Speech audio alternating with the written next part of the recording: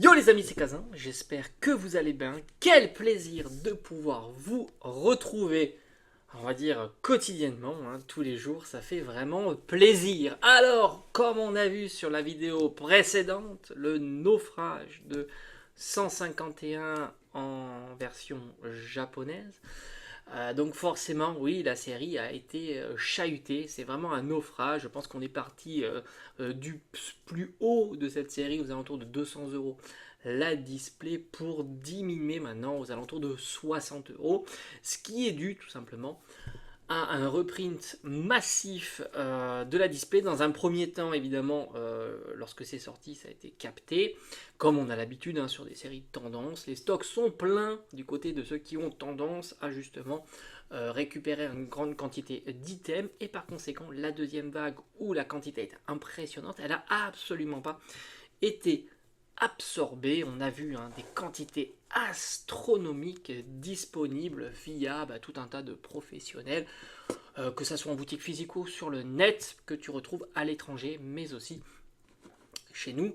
Ceci explique cela. Et par conséquent, même les cartes ont été bousculées. On a vu des cotations de cartes plutôt très abordables. Mais ça a été traité plutôt en détail dans l'espace de ma vidéo précédente. Donc je t'invite, si tu veux avoir plus d'informations, de regarder cette vidéo là. Petite parenthèse, moi je te dis franchement, 60 € de la display 251, c'est vraiment topissime, ça fait plaisir. On peut faire de l'ouverture, on peut la garder en CD. On a un point d'entrée qui est plutôt très bas.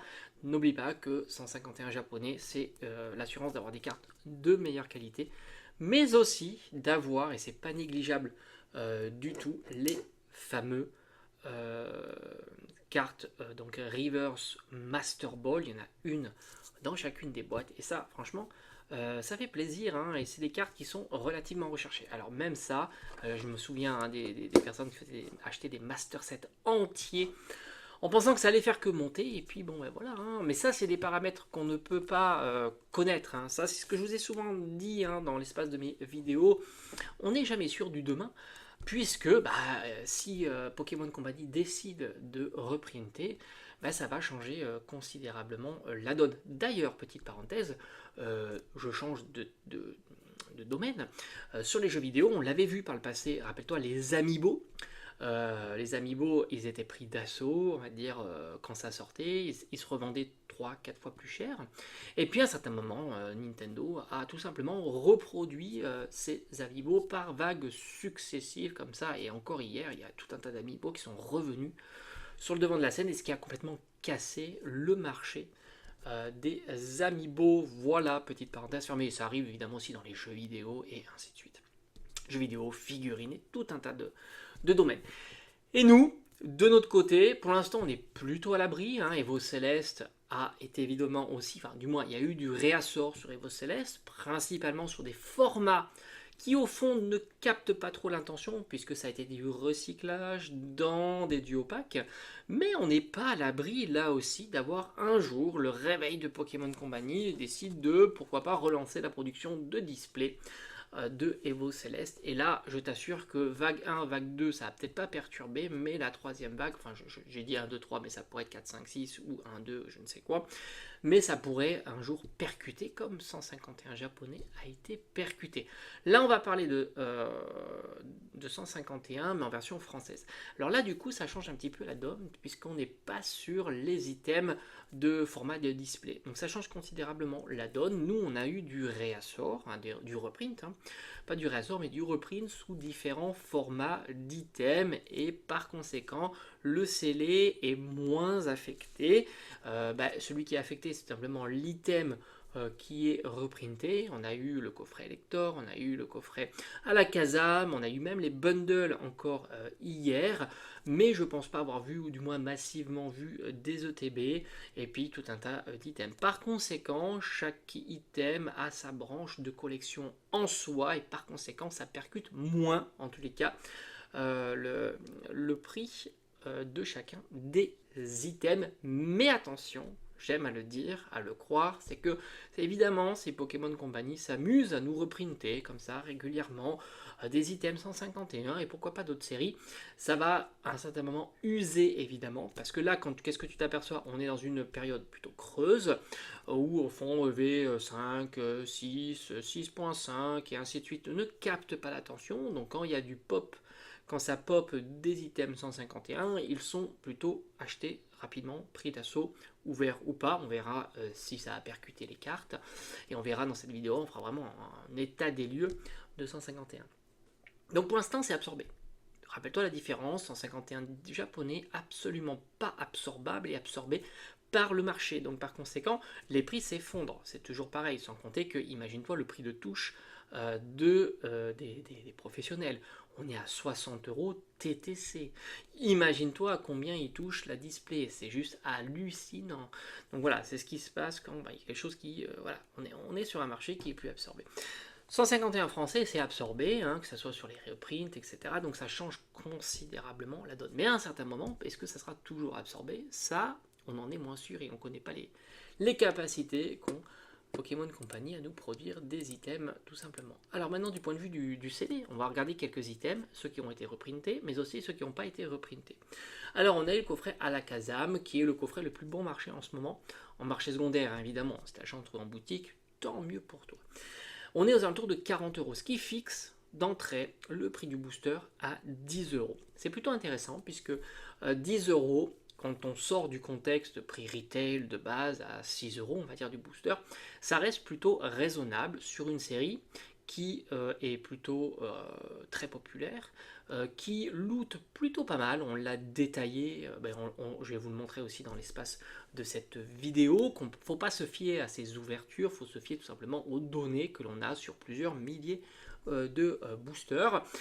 Et donc 10 euros du booster, ça reste raisonnable, voire même ultra raisonnable. Ça a un petit peu cassé la dynamique du prix du booster individuel, du moins sur les items qui ont été reprintés. Donc Alakazam, 40 euros. Sans surprise, on a dans son sillage le coffret Elector qui tourne aussi aux alentours de 40, peut-être un petit peu plus, mais enfin ça reste léger, 40, 45 euros. Je vois pas pourquoi, c'est pas la carte promo Elector qui change la donne. Là on est sur des formats de cartes qui ne changeront jamais la donne, sans compter que c'est des items ultra ouverts, donc ça veut dire que les cartes promo circulent énormément, et du coup c'est des cartes qui valent pas plus de quelques dizaines de centimes d'euros, tout simplement. Ce serait compliqué de les vendre même à 1 euro pièce. Ce genre de carte, ça ne marche absolument pas. Le bundle qui a été reprinté, tu le sais, alors moi j'en ai pas vu, mais je suis pas trop à l'affût en ce moment, je suis plutôt tranquille, j'aime bien plutôt présenter, et puis quand on aura des séries comme 6.5, on va en ouvrir un petit peu, on va se mettre dans un spot bien sympathique. Vous avez apprécié ma vidéo d'ouverture, on avait ouvert une mini tin box, mais surtout au bord de la plage, au bord de la mer, c'était plutôt très très sympa, et elle a été plutôt bien accueillie. Et je vous en remercie. Si tu ne l'as pas vu, je t'invite à aller fouiller. Alors peut-être que je te la posterai en fin, tout simplement, de cette vidéo-là. Sinon tu fouilles sur la chaîne, il y a énormément de vidéos disponibles. Le bundle, 151, on est aux alentours de 65-70 euros. J'ai l'impression que lui aussi, il a un petit peu descendu. Donc on est typiquement aux alentours un tout petit peu plus que 10 euros du booster. Les quantités sont présentes, il n'y a pas de souci, tu peux en trouver, tu peux même trouver des displays scellés de 10 bundles, comme quoi tu vois, il n'y a pas eu d'explosion sur cette genre d'item, on est à, c'est un petit peu plus cher que 65 euros du bundle, à l'unité ça ferait 650 euros la display, on est plutôt dans les alentours de 750 euros pour une display de bundle. Alors évidemment, si tu prends le prix retail de base à 35 euros, on s'en est écarté grandement, mais grosso modo, on a fait un x2 sur ce genre d'item. On est passé de 5-6 euros du booster à 10, 11, 12 euros du booster, tout simplement. Et enfin le TB, qui est un très très bel item. Moi, j'en ai pas dans la collection CD parce que j'avais une problématique de place, je t'en ai toujours parlé. Ça fait partie des top items, surtout dans des séries enfin des séries .5, hein, parce qu'il n'y a pas le booster scellé qui est pour moi le meilleur item à garder en scellé, la display qui elle aussi est un très très bon item, surtout depuis qu'il y a des box breaks. Alors à voir un petit peu l'évolution des box breaks, je ne serais pas surpris de voir un ralentissement sur certaines séries en box break, principalement les nouvelles, mais aussi quelques séries un peu plus anciennes. Et on retrouve évidemment le TB. Le TB, elle se négocie toujours aux alentours de 130, 135 euros. Voilà, et c'est vrai que pour 9 boosters, ça reste l'item qui a le plus performé, hein, pour l'instant. Et enfin, j'avais envie de voir tout simplement l'ultra premium, parce que ça, c'est un item qui était quand même relativement compliqué à trouver à sa sortie, hein. Puis au final, il a un petit peu patiné, hein, et il se stabilise maintenant aux alentours de 240 à 250 euros. Tu as, je crois, 15 ou 16 boosters, 251. Mais il y a aussi la carte AR et SAR, à savoir Mewtwo et Mew, qui restent quand même deux cartes très sympathiques. Je ne parle pas de la carte métallique non traduite, c'est moins sympathique. Autant te dire qu'elle a beaucoup moins de charme que les cartes métalliques qui étaient proposées sur les 25 ans avec le Dracofeu set de base et le Pikachu set de base.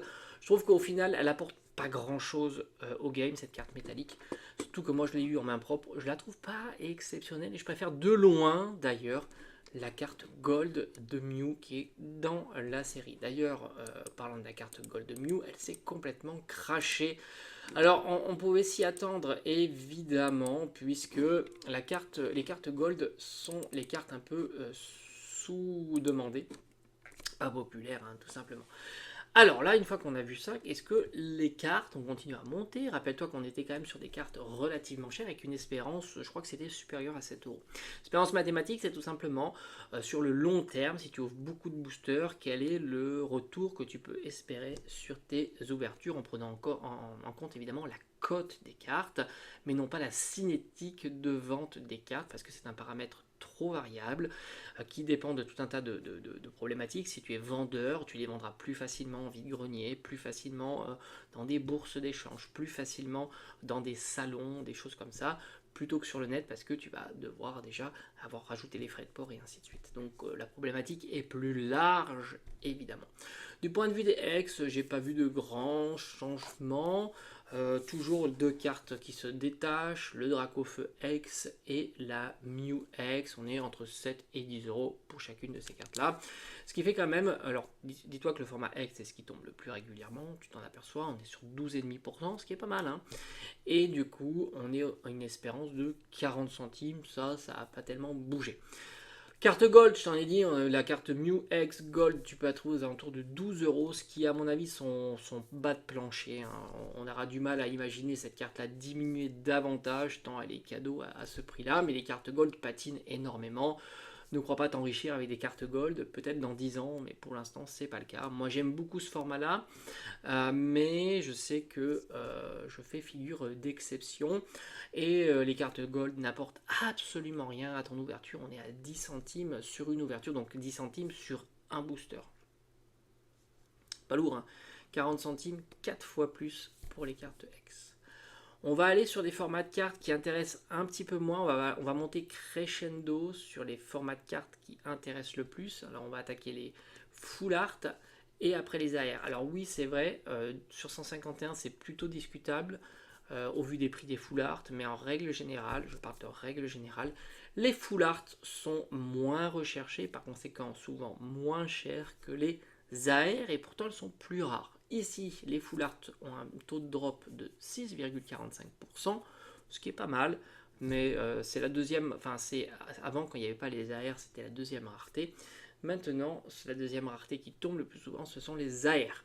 Là aussi, ça a un petit peu bougé, c'est quand même plutôt léger. On retrouve toujours en top 2 le Dracofeu et le Tortank est très recherché dans cette série-là, puisqu'il se situe aux alentours de 60 à 65 euros, comme le Dracofeu, il a diminué un petit peu en dessous à des 100 euros. Sinon, je dirais que globalement, les prix n'ont pas énormément fluctué. On est plutôt à la baisse sur l'intégralité de ces cartes, mais c'est de l'ordre de 5 euros par carte, hormis évidemment certaines cartes qui étaient déjà très basses, hein, comme Charisme Giovanni, Invitation d'Erika et de Nina qui n'ont pas diminué davantage, mais certaines cartes ont bien diminué un peu plus que 5 euros, comme le Mew qui se situe aux alentours de 35 euros, ou alors le Fenard que tu trouves maintenant aux alentours de 25 euros. Donc ça, ces deux-là ont plutôt bien reculé, ce qui fait une expérience qui est descendue en dessous des 2 euros, voilà, tout simplement. Donc tu t'aperçois que au fil des mois et des différents reprints,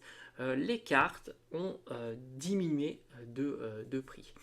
Enfin, les AR, moi je trouve ça génial parce que les AR, ce sont des cartes qui flirtent avec les 10% de taux de drop, donc c'est quand même assez haut.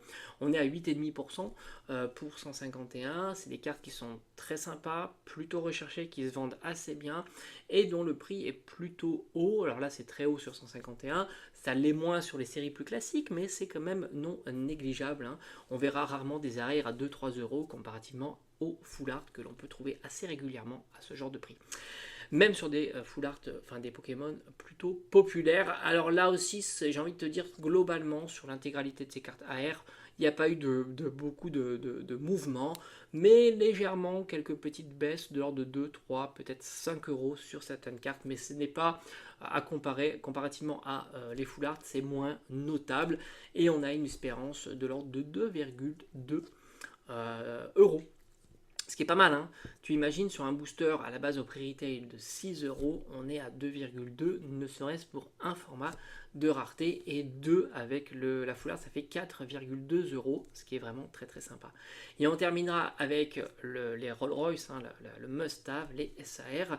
Il y en a très très peu et par conséquent le taux est plutôt bas. On est à 3% sur les SAR. Et on est à, bon évidemment tu divises par le nombre des SAR, mais 3% au final, si tu les compares à Faille Paradox par exemple, on est un petit peu plus haut, malgré le fait qu'il y en a très très peu. Donc tu vois, ils ont augmenté un petit peu leur taux de drop individuel. Et on retrouve toujours le Dracofeu, mais il est un petit peu baissé aux alentours de 160 euros. Sinon tout ça reste plutôt stable. À la Kazam est trouvable aux alentours de 45 euros. Donc là tu vois, c'est le grand écart entre la plus chère et la moins chère en SAR Pokémon. Et sinon Caris Giovanni, toujours une vingtaine d'euros. Et puis une invitation d'Erika à 25 euros, elle était diminuée à 20, peut-être même un petit peu plus bas, c'était son point bas, et là elle est un petit peu remontée. On est à 2 euros d'espérance mathématique, donc au final la série n'a pas beaucoup diminué, un petit peu. On est en dessous des 7 euros en espérance mathématique, on est aux alentours de 6,7 euros. N'oublie pas que c'est une valeur théorique lorsque tu ouvres beaucoup de boosters, beaucoup ça veut tout et rien dire. Plus tu vas en ouvrir, plus tu devrais t'approcher de cette valeur statistique tout simplement. Un booster à 10 euros, c'est à peu près le prix du booster que l'on a observé au moins cher, coffret à la Kazam, coffret Elector. Et du coup, tu as quand même une balance qui est plutôt pas mal, plutôt haute. Rappelle-toi, moi je t'ai toujours dit à 50% de perte, ça reste intéressant à ouvrir. Au-dessus, c'est compliqué. Quand tu perds plus de 50%, c'est compliqué. Là, tu es bien en dessous. Évidemment, tu es à 33% de perte sur une série. Donc c'est plutôt pas mal. Et le pull rate donc, des ultras, c'est 1 tous les 3 boosters. On est à peu près à 33%. Donc là aussi, c'est plutôt haut, sachant que le 33% est plutôt bien dispatché, puisqu'on a 12,5% pour les X, 6,5% pour la full art, 8,5% pour les AR, et enfin 3% et 2% pour les SAR et les Gold. Donc au final, 151 tient le coup, évidemment. Maintenant, on va voir s'il y aura, parce que ça on l'ignore, est-ce que ça va continuer, est-ce qu'il va y avoir ce phénomène un peu comme au Japon, c'est-à-dire est-ce que Nintendo Pokémon Company va produire davantage d'items et tout simplement va à un certain moment instaurer le 151 présent partout, un petit peu comme Zénith Suprême. Là, ça, évidemment, ça changera complètement la donne. Moi, j'ai envie de te dire, est-ce qu'il y a une configuration que j'apprécierais de voir? Oui, pourquoi pas avoir du 151 en boutique H24, ça me va très très bien, je t'assure. Moi, ça me va parce que ça me permettrait de faire avec un beau spot, de belles ouvertures, parce que ça drop, les cartes sont sympas, et c'est une série qui est plutôt populaire. Voilà, j'ai fait le tour 151. Alors, cette fois-ci en version française. J'espère que ça t'aura plu. Et puis, qu'est-ce qu'on peut te dire de plus? À bientôt sur la chaîne. Allez, ciao, ciao.